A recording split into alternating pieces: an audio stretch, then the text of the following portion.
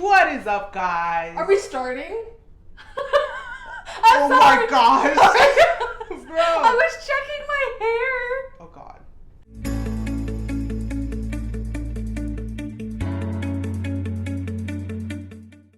What is up, guys? My name is Linda Moyo and welcome to Linda Insights. I am so sorry I have been like MIA for a month, but sometimes you just gotta take care of you. Today I have a very wonderful person I want you guys to meet. This is Jenna Ratzlaff. Anyways, so guys, in life, I believe that every single experience, every moment that you have is impactful in whatever way. So today I will be interviewing Jenna on her experience that she took when she traveled to Mexico this past January. So Jenna, tell me about what initially got you interested in going on this trip. I went to Bethel College for 2 years, and prior to that I went to Heston College for 2 years. And I graduated from Bethel this last May with my Bachelor's of Science in Social Work, and I'm now at the University of Kansas pursuing my master's, and I'll graduate in less than a year. But yeah, as a part of the Bethel curriculum, they do a trip to Mexico every couple years. I think it's called like social justice development or something like that. Okay, so before you actually got to Mexico, did you have any expectations in mind of what was going to be happening for those 2 to 3 weeks? I really didn't know what was going to happen. Like, people would ask me, and I had heard something like, oh, you know, we'll do a bunch of like go into agencies and do some little touristy things and get to explore, but I really didn't know what to expect. Like, I've never been to Mexico. I've been overseas once before, but I'm like, that's a completely different like culture and experience. So like I really didn't know what to expect at all. Okay, so at the beginning I talked about impactful things that happen to us, and you've mentioned this over and over throughout the last 6 months that Mexico has been one of the most impactful experiences for you. So what made it so different and so impactful for you personally? Well, first, I was adopted when I was 9 months old. And so from where? From Guatemala, okay. Like up in the mountains. I was born up in the mountains, and then I was adopted. So I've grown up in like this Mennonite community. So I've never got to experience my own culture before. So that was like a shock in itself. But then when we went through this program called Quest, which is a whole long spiel, but it's one of the best programs, and we met the best person, Gerardo, who was our host. He took us to all these different places, and then we went to one of the villages, and the village was called Tlamocazapa, and it was such a cool experience, but it was really eye-opening in so many ways. You know, we made our way up the mountain that day, and like when I'm saying we walked uphill, I mean we walked like it was hard. Like this. Like this Kansas girl was like huffing and puffing. We made our way from like, I don't know if you'd call them necessarily, their little homes, which consisted of, they built them out of whatever they could find. Like some of it was like, I don't know, mud or... I think most of it was cement. Yeah, it's not like wood and it's not like a typical American home that you would see. But we visited each family, and they're very impoverished there. A lot of the times they don't have anything to eat. They don't have really good access to water. Like their wells, we passed by one kind of near the bottom or the base of the mountain.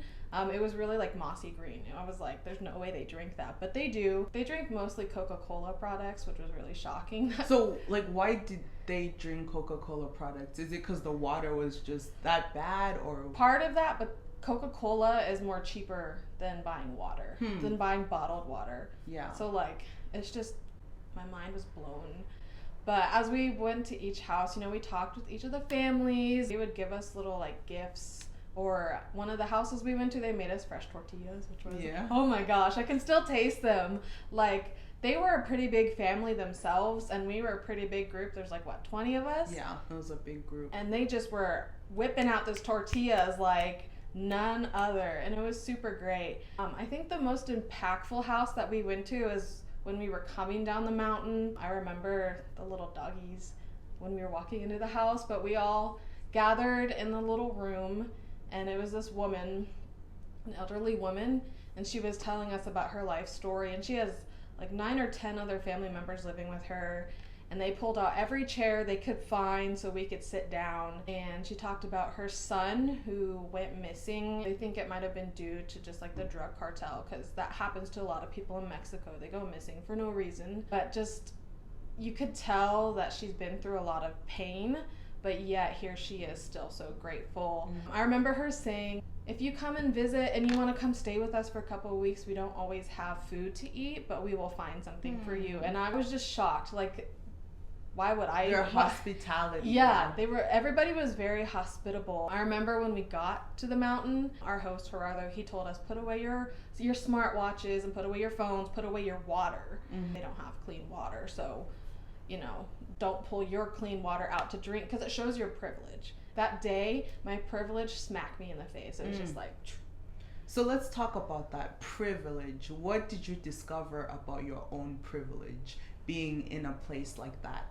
I realized I'm very privileged. The last year, I've been trying to recognize I have a lot of opportunities that not a lot of other people have. This world is so crazy, addressing all these issues of racism and whatnot. And like, I'm so torn right now because I'm like, I'm brown in a predominantly white community. Yeah. But I've also grown up in this community for so long. Like, I have my privileges. Like, I know people in high up places. Like I've had opportunities. Like I said, I've gone to 2 private Mennonite colleges. I've been able to get everything that I want for like Christmas. I'm not spoiled. My parents do not spoil me. But, You recognize that you have way more than you could ever want. Yeah. And like that day in Tlamakasapa, and even just some of the other people we visited along the trip, like seeing how little they have, but they're so happy. They are. They're so happy. And I'm like, here I am, like, I want the newest Apple Watch. And I'm like, but do you really need it? No. Like, that day taught me a lot about being more appreciative of like what non-materialistic things you have, like relationships with other people, or getting a good education, which also blew my mind. Like, I'm very privileged. We all are very privileged to get an education, because I remember at one of the houses, one of the ladies, she asked us where we're from, and we said America. And she's like, where's that? We said like, oh, it's above like Mexico, but like she didn't know because she's never seen a map. We were all shocked, like, you don't know. But then it's like, we've had the chance to get a good education. It's just a lot to be thankful for. So also, speaking about privilege, you mentioned how you were adopted at 9 months. And did you, when you were in Mexico, ever wonder and look at one of those kids and said, this could be me, this could be one of my family members, like that could have been my life? And how was that for you emotionally? I think the day in Tlamakasapa was the most impactful, because like I've seen pictures of the village where I'm from, and I've been told it's pretty impoverished. They don't have a lot either. Like, I remember my parents told me, if you were still living there, you'd still be eating rice and beans every day. You wouldn't have much to eat. So it's pretty similar situation. And so I've never thought about it before. Like, what would my life be? Who would Jenna be if she wasn't adopted? I wouldn't even be called Jenna. Like, first of all. It triggered a lot of emotions, because I'm like, shoot, what would my life be like? Like, I'm so lucky to live this life. My birth mom, she gave me up, which I truly believe, like, she loved me so much, she gave me up for a better life, and I have a better life, which was really hard. But like, I have other birth family or biological family members living still in Guatemala who don't get to eat every day. Like, violence has increased a lot more in Guatemala. It makes me worry, like, how have they been affected by that? Or like, have they tried to come into the U.S. to cross the border? Like, it terrifies me, and I don't even want to get into the border discussion, but like, it was a lot to think about. And I remember sitting up in the cafe when we were in Taxco, the Silver City, or the City of Silver, whatever, which was really weird to go to afterwards. And it wasn't the same day. Yeah, it was all on the same day. Like, we were in Tlamakasapa for most of the morning and the afternoon, and then we went to this little city, which is like really touristy, and I mean, you buy silver. It's a, like, I don't know, rich city is what you'd call it. So how did you feel from that moment and moving on to this place where there are tourists everywhere, people spending money to buy silver? Like, how did you feel? I felt horrible. I felt straight up, it felt wrong to be there, because like we just saw a place where people don't get to eat, yet here we are like, oh, here's all my pesos, like I'm gonna go buy some silver to take back home. I couldn't, it didn't sit right with me, and like I was really tired too. That day was so physically exhausting. You and me and a couple others, we went and sat up in a cafe, and I think you eventually wandered off, but yeah, we sat up in the cafe with Gerardo and we just kind of reflected. Like, he asked us questions like, what did you think? I started spewing out everything like, Gerardo, I never realized how lucky I am to be adopted. And it was really emotional. And then I got the worst bloody nose of my life. Which, but when we were driving back to Cuernavaca in the van, I was sitting next to one of my professors, and we just started talking about it, like we're reflecting on everything, and she was asking me all these questions, just pushing me to think deeper and just kind of dig into the unknown. It was very helpful. All these thoughts were running through my head, and I'm like, I've never thought about any of this before. Like, what would my life have been like? And I'm glad I had a couple of people to just push me to think about it, and like, why do you feel this way after this experience, or where do we go from here? Yeah, where do we go from here? Yeah. So one of the things that I really appreciated, I also went on this trip. I don't know if we mentioned that at the beginning. So throughout the whole experience in Mexico, Gerardo kept telling us, guys, when you go back home, how are you gonna get back into the real world? Because everybody else at home, family, friends, strangers, all those people are going to be in the same routine, but you are different, and you now have like this knowledge. Your eyes have seen things that most people never see.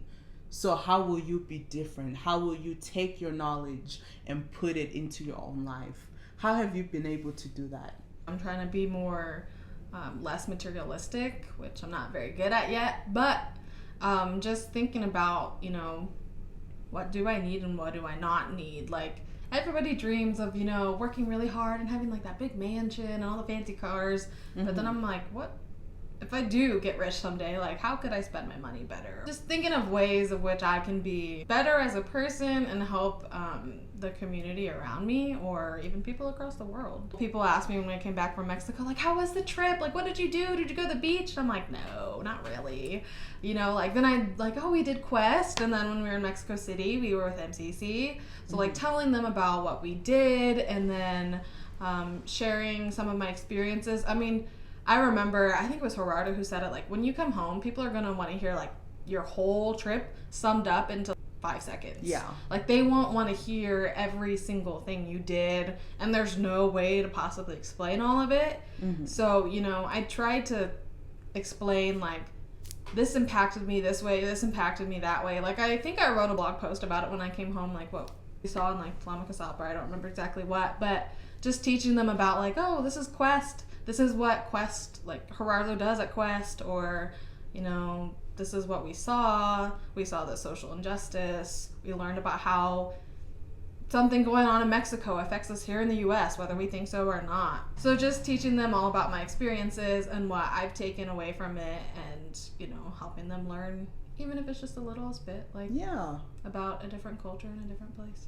So, Jenna, I've asked you all these different questions. Is there something that you're just dying to share with everybody that I might have not asked you? My advice for everybody would just to be, you know, if you have the experience, go somewhere that's completely different than what you've been raised in or what you're used to seeing. Especially for us living in a small town. Yeah. Be willing to learn about all these different things. You have to be very open-minded when you're traveling, especially if you're going to another country. Like, it's not up to us to press our beliefs on other people. You know, I remember in high school when I did my gap year and I went overseas, I'm like, I'm gonna teach them all I know.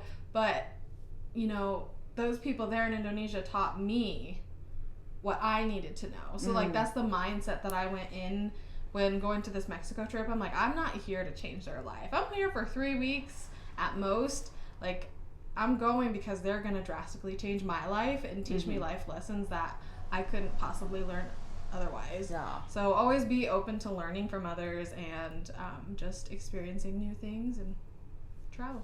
Awesome. Thank you, Jenna, for being here. I really, really appreciate it. Thank you guys for watching this video. If you like this, don't forget to like, share, comment, and subscribe. And stay tuned for more videos to come. Bye. Bye. Bye.